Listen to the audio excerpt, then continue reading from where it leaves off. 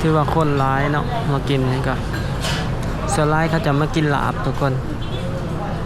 เขาก็สั่งเป็นเฟอสินเปื่อย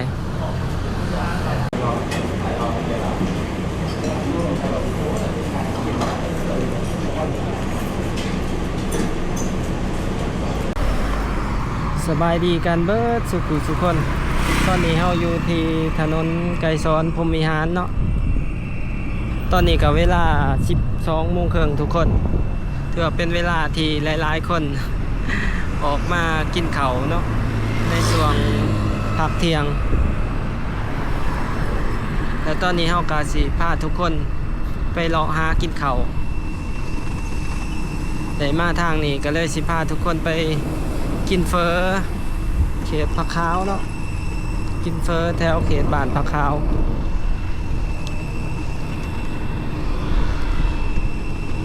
แล้วก็สิพาทุกคนเลาะเขาไปทางข้างของหอพิพิธภัณฑ์ทานไกรสอนเนาะเขาไปเบิ่งเส้นทางที่เขาเจ้ากำลังก่อสร้างกันเลยเนาะเพราะเมื่อเฮานี่ก็ใช้งานการก่อสร้างพงหมอพงสวรรค์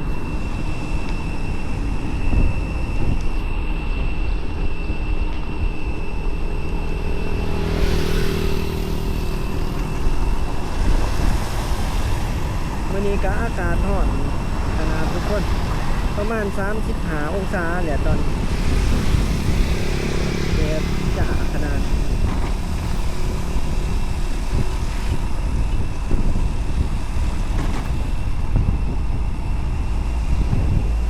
ทุกคนสิพาทุกคนเข้ามา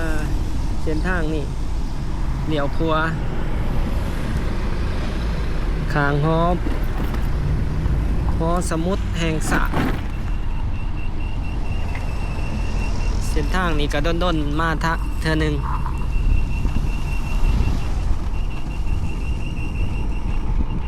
เส้นทางนี้ก็สิมีแต่อาคารบริษัทเนาะส่วนใหญ่เป็นบริษัทเป็น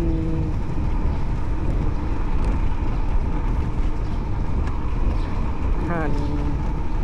คลินิกเสริมสวยต่างๆจะมาตั้งอยู่นี่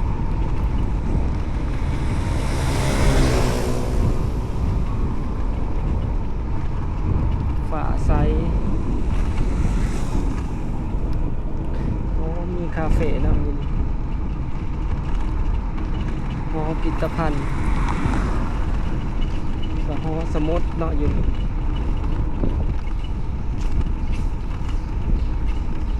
ี่เนาะเขาจะสิพาทุกคนเหลี่ยวครัวเขาเส้นทางเนี่ยพาทุกคนมาสุดก่อนเส้นทางนี้ยังบ่แล้วเนาะเดี๋ยวไปเบิ่งกันว่าเขาเจ้าก่อสร้างฮอดใช่แล้วเส้นทางนี้พาทุกคนไปกินเฟอผักขาวมานี่มื้อนั้นเขาไปกินเฟอเจ้ามานี่เนาะมื้อนี้พาทุกคนมากินเฟอผักขาว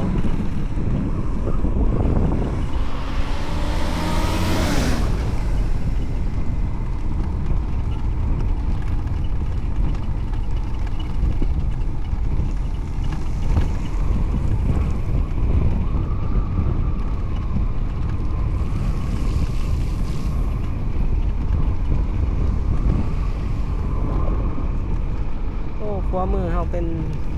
มันเป็นเลนเนาะยังเป็นดินเปล่าวางเขาจะยังบ่ทันทม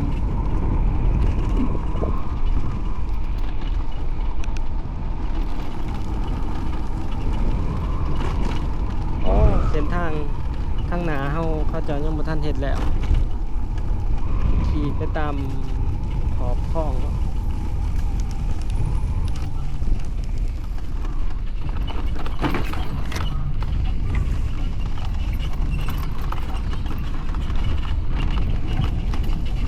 ยังบ่แล้วเส้นทางนี้ทุกคนยังมีการก่อสร้างกันอยู่เนาะ อ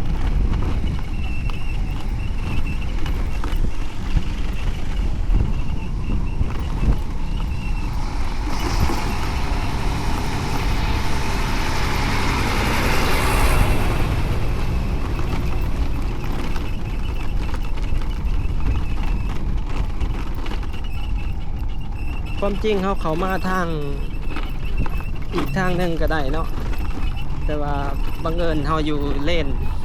เบื้องนี่แหละก็เลยพาทุกคนมาทางนี้เลยคิดว่าเส้นทางนี้แล้วล่ะก็เลยมาเส้นทางนี้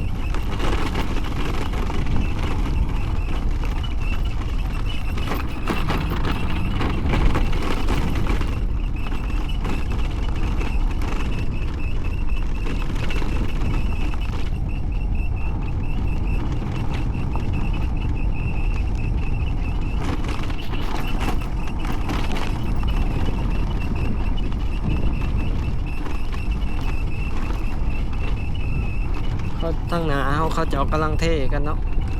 กำลังเทคอนกรีต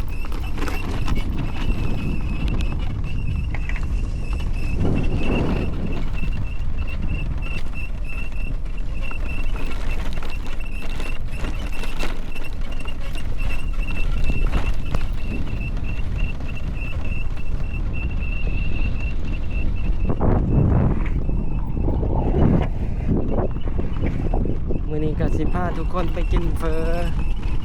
ที่ว่าคนนิยมกันไปกินแล้วก็ราคาบ่แพงเนาะแต่ว่าบ่ฮู้ว่าเดี๋ยวนี้ราคาเท่าใดแล้วแต่ก่อนเขาไปกินนี่ค่อนข้างว่าราคาถูกได้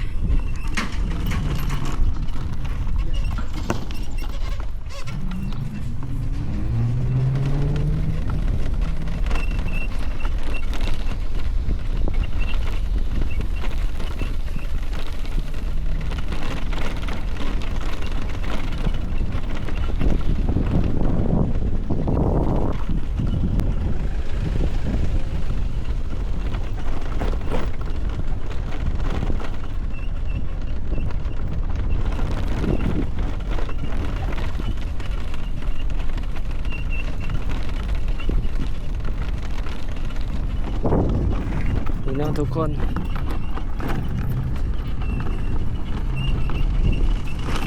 พาทุกคนเลี้ยวสายขึ้นมาบนนี้เนาะจะมีหาดอยู่แถวนี้ไกลๆ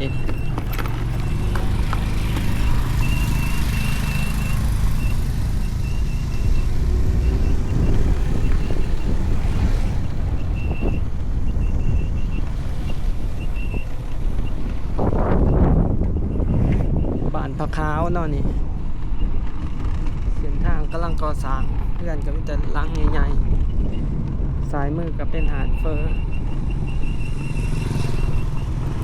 แต่เฮาสิขึ้นไปกินอยู่บอนโคงบอนนี่เนาะไกลๆนี่เป็นอีกเฟออีกหาดหนึ่งที่คนนิยมกันมากินราคาถือมีก่อยมีลาบน้ำเนาะอยู่นี่เดี๋ยวทุกคนทางหนา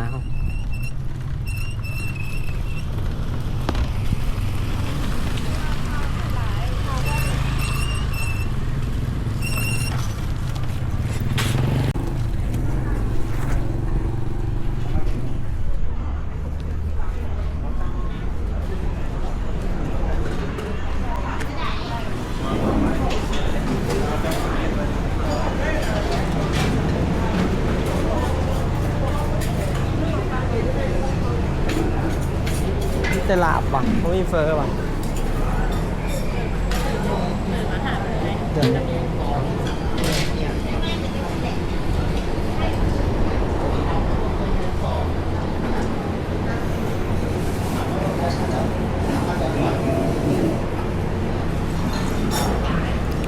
มีเฟอพร้อมเนาะเดี๋ยวพาทุกคนกินเฟอคนร้ายขนาดเขาจะมากินสวงผักเทียงเนาะ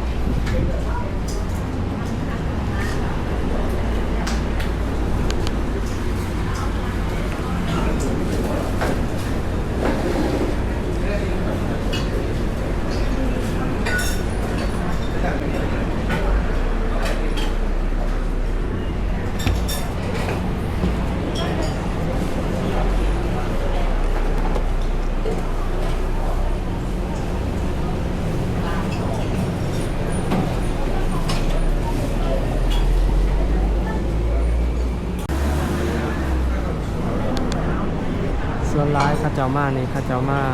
กินเกาะกินลาบนะทุกคน ก้อยลาบอยู่นี่ราคาบ่แพงนะถูก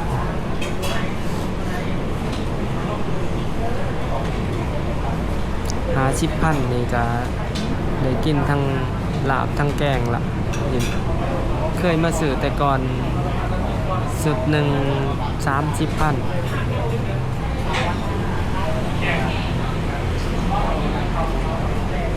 แต่ว่าปัจจุบันนี่จักสุดเท่าใดแล้ว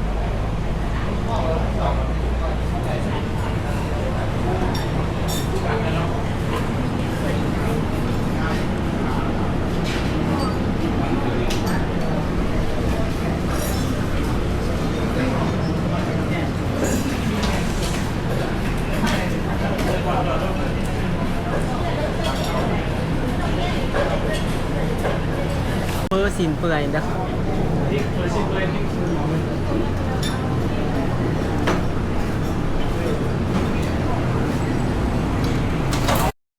ถือว่าคนร้ายเนาะมากินนี่ก็ส่วนร้ายเขาจะมากินลาบทุกคนเขาก็สั่งเป็นเฟอร์สินเปื่อย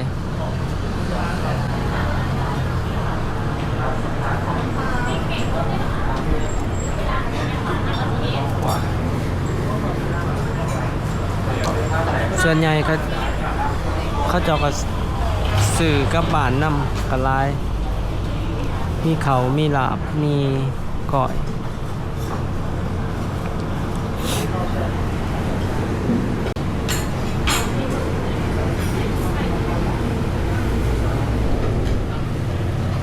เฟอมาแล้วเฟอมาแล้วทุกคนเฟอมาแล้วเฟอมาแล้วทุกคน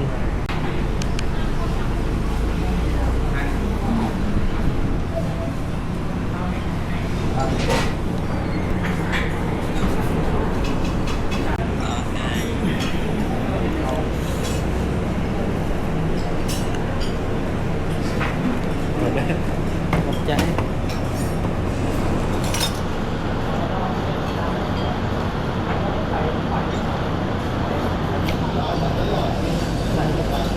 แซ่บแซ่บ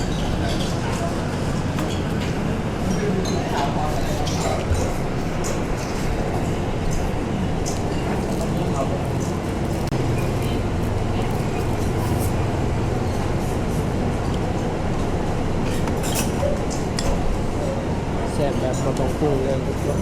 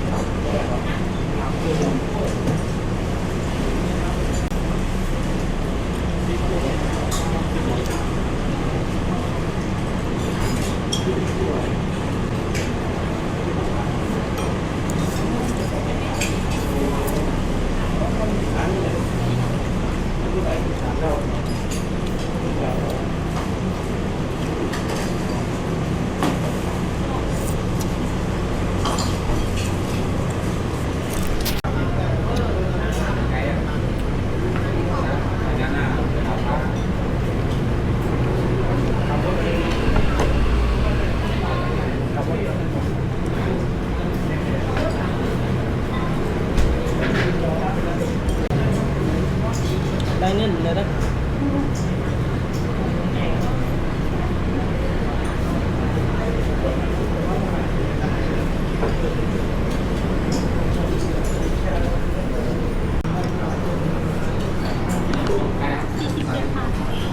47น้ำกาแฟ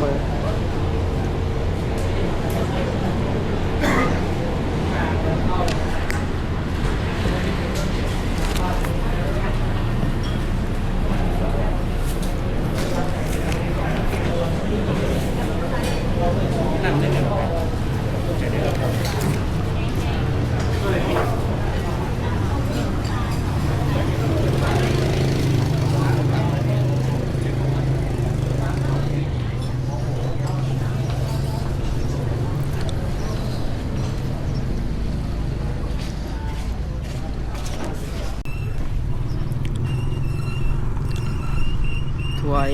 40,000เนาะทุกคนเฮากินเมื่อกี้กะถ้วย40,000เฟอส่วนใหญ่เขาจะมากินก่อยกินลาบเนาะหลายอยู่หั่นเมื่อกี้นี่คือเราเห็นคนออกเขา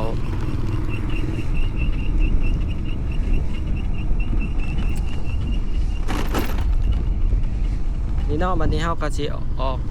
มาทางนี้สำหรับผู้ใดที่อยากมากินเฟออาหารนี่เนาะอยากมา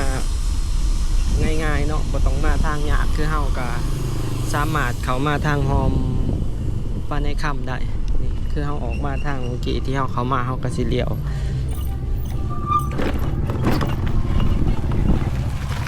เฮาก็สิเลี้ยวสายเนาะขึ้นมาทางคอนกรีตนี่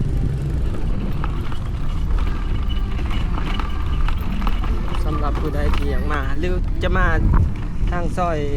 ตลาดพระค้าวก็ได้ถ้าสิเขาไปหาดเมื่อกี้นี่เนาะผู้ใดอยากมาง่ายก็มาเส้นทางนี้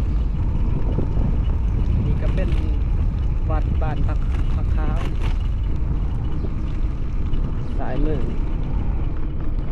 เป็นวัดใหญ่เลย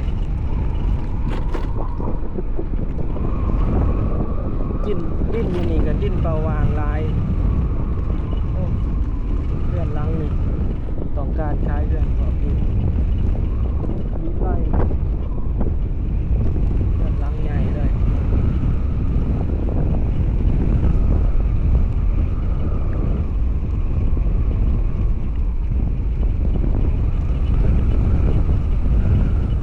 มีทั้งเฟอทั้งลาบเนาะได้มากินก่อยกินลาบก็สามารถมากินได้เมื่อกี้ร้ายเนาะคนเขามากิน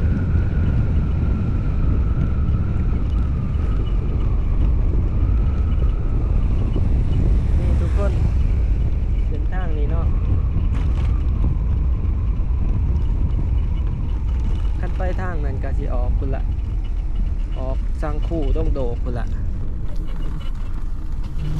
แต่เฮาพาทุกคนเลี้ยวขวามาทางนี้เนาะสิไปออกไปสอดถนนไกลซ้อนพรหมิหารเส้นทางนี้ข้างกับหาดบันเทิงที่ดังๆที่เฮาพาทุกคนมาเบิ่งซ้อมเถื่อแล้วเนาะหาดปานในค่ำ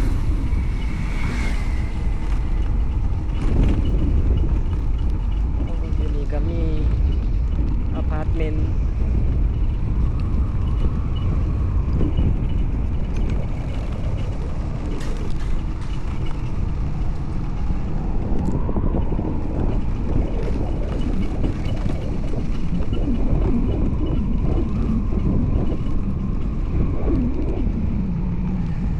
ทุกคน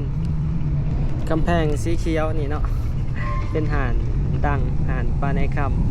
ำผู้ใดที่มักความมวลซืนแบบละมงเล่าๆสามารถมานี่ได้ก็สิออกมาที่ถนนไกลซ้อนพรหมิหารนี่เขาก็สิเลี้ยวขวาขึ้นมาเนาะโอ้บอลนี่แคบเว้ย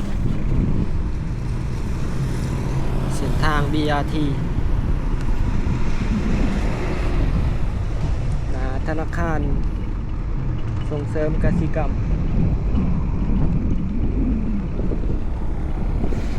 ทุกคนเลยสำหรับในคลิปนี้ก็สิมีอยู่ประมาณนี้เด้อทุกคนถ้าผู้ใดมักคลิปนี้ก็อย่าลืมกดไลค์กดแชร์กด Subscribe เพื่อเป็นกำลังใจให้กันแน่เนาะตอนนี้ก็